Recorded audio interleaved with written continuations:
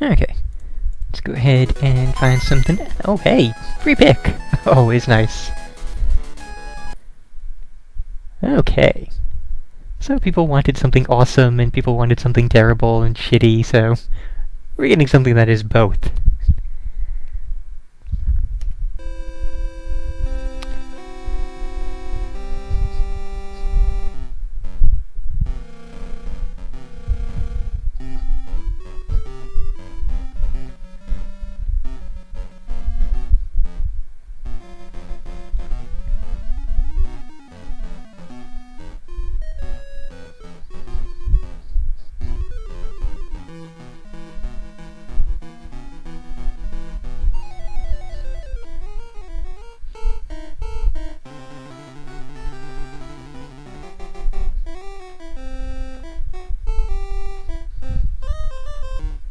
You know, I never would have really considered Lisa Simpson a punk in any way.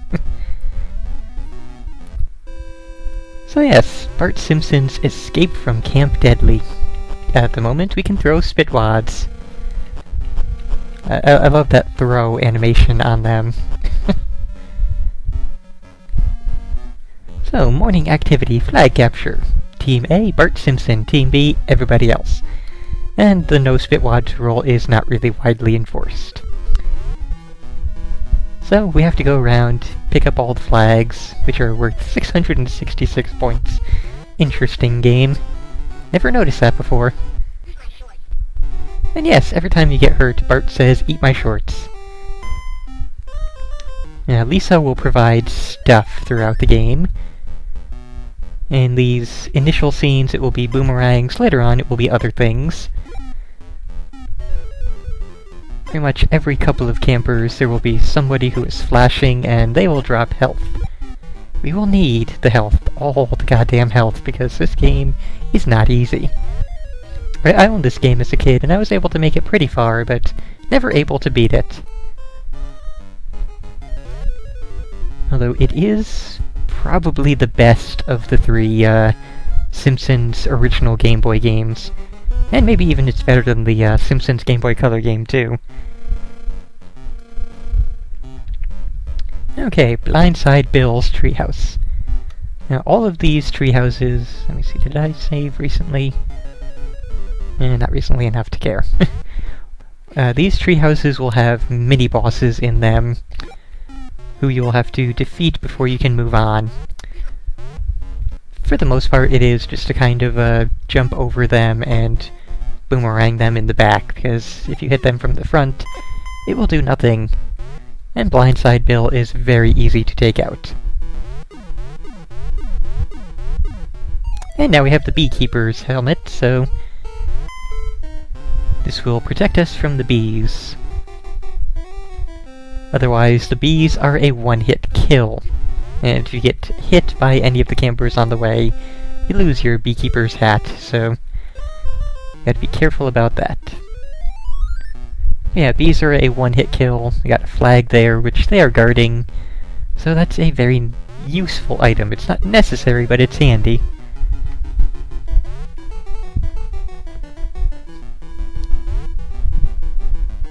And the thin sticks will break if you stand on them for more than a half a second or so.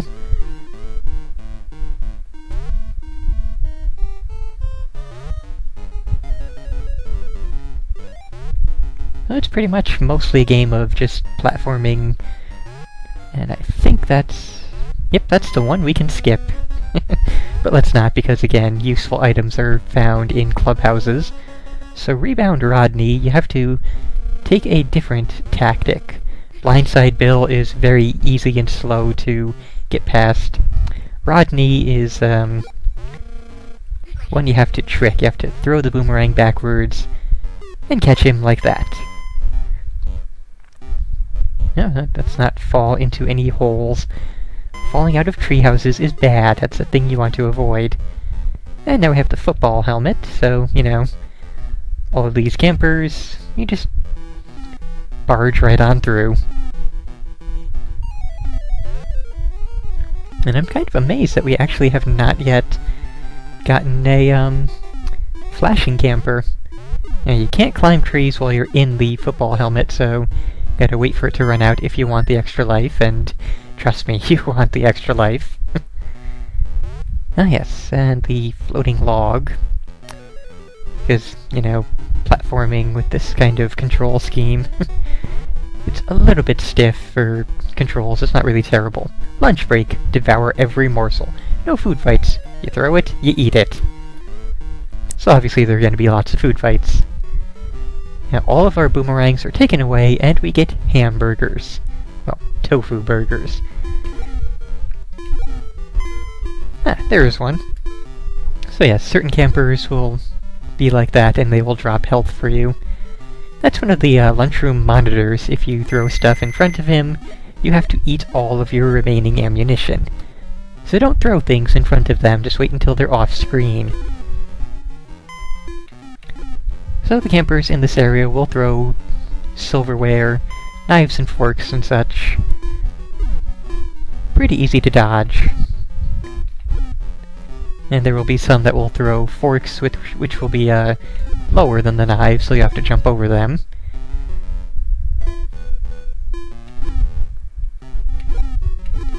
Although the knife-throwing people, or the fork-throwing people, may not show up until the dinner area. Not sure. And yep, every 5 items that you throw away, you get another health point. So as you've noticed, you can get up to a really large amount of health in this game. Here's a fork thrower, okay. So it was just in the second area there. And as you just noticed there, you can throw things to, you know, knock stuff out of the air before it hits you.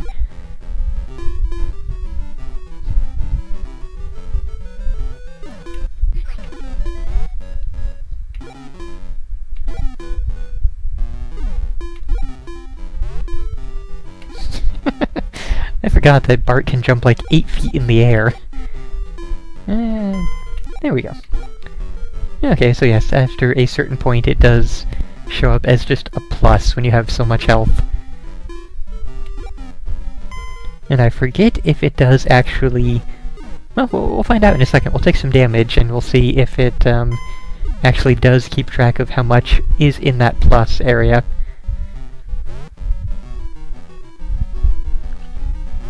And this one's kind of hard to grab onto, but there we go. And crab apples. What a dessert.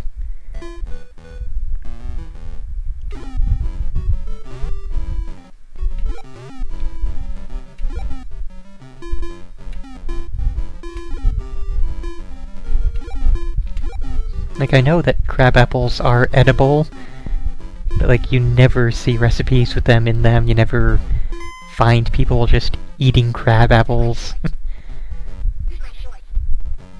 They are not really a thing people eat often. And we've taken a lot of damage and are still in the plus range, so yeah. It is actually keeping track of exactly how much health you have. Which is kind of rare for this kind of Game Boy game.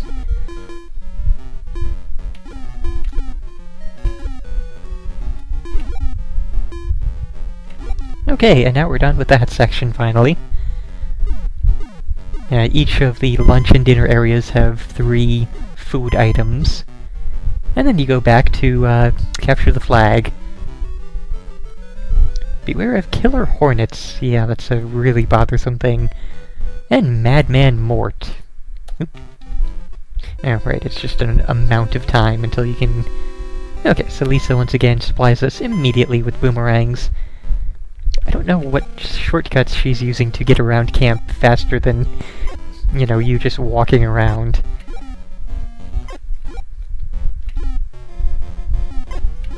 So yeah, they make the game harder by throwing about 5 campers a second at you here. And of course they start jumping and ducking and doing all that sort of fun stuff. And of course, falling in the water is instant death, because it's an older video game, and obviously Bart Simpson can't swim. And there is Madman Mort. And what you want to do is free him. And one thing I've never really been sure on is just, like... Is this a... Okay, no, that's not a... I thought for a second that was the clubhouse, but no. But, like, we have Blindside Bill, and Roadkill Rodney, and Madman Mort. Who are these people? Like, I have not watched much of The Simpsons in years, like... You know, I watched it when I was much younger, and sort of followed it for a good while, and even back then, these were not characters in the show, and... even back then, the characters that... there was a lot of characters even back then, but these were not characters from the show. Obviously we have Mr. Burns as a... like how Bart vs. the World uses relations of Mr. Burns. We have Iron Fist Burns here as that same sort of thing. But all of these other characters could very well have been actual Simpsons characters. Like, there were enough bullies in the Simpsons, what do I want to say, family of characters, or collection of characters, or whatever, that they very easily could have used just entirely Simpsons characters. But they just invented everybody.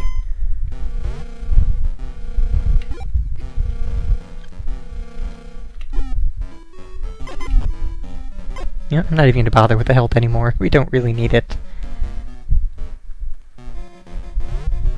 And just for the sake of it. If that is indeed what happens with that.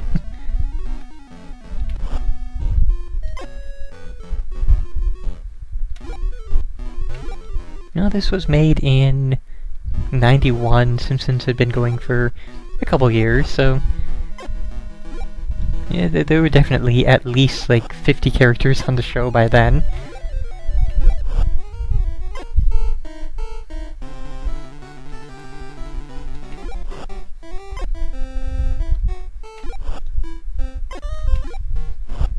And yeah, this Hornet section is, again, really bothersome. But at least they are not like the bees in that they, they don't kill you instantly. So the game is not that much of a dick. Very good odds that, you know, playing normally without the... without the, use of save states, you are probably going to lose some boomerangs. Because, jumping and throwing is a thing which sort of sends them off in wild directions, and it's kinda hard to get them back at doing that. Also, hitboxes do seem to be weird with the Hornets.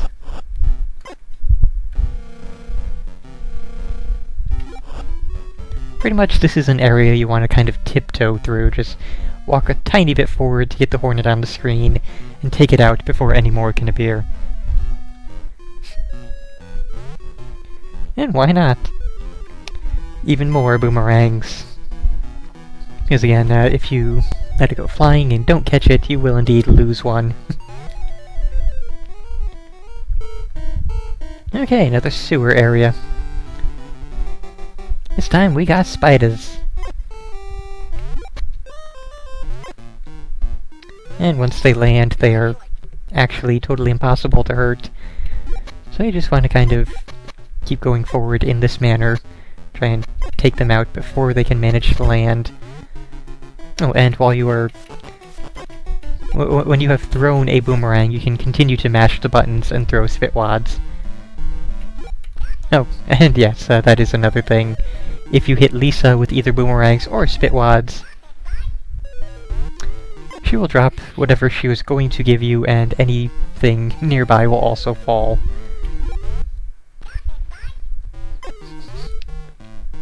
So you gotta be careful with that.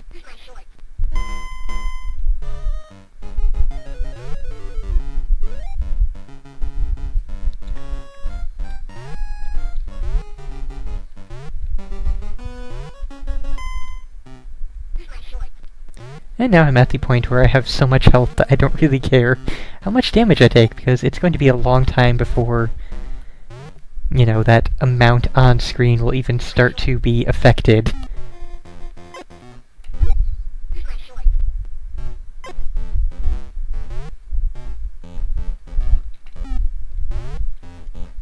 And yeah, boomerangs don't really matter either, given that we're about to lose them anyway once we get to the next portion here. Ah, lovely. Doesn't much matter though. And this section with the floating logs is annoying in that it's very finicky, and the section you can actually land on is kind of small. Oh, right. I forgot, he's up here. And this one does actually look like, oh, what the heck, I forget his name now, yeah, there we go, we pick up the, Madman Mort head, and he appears and blocks him for us, so we can just get in here and start hitting him with boomerangs and doing stuff like that. So he kind of is very helpful. This is really annoying otherwise. Yes, Nelson, thank you. It looks like Nelson there, but it doesn't actually say whether or not it is. So we won flag capture, now we go to dinner.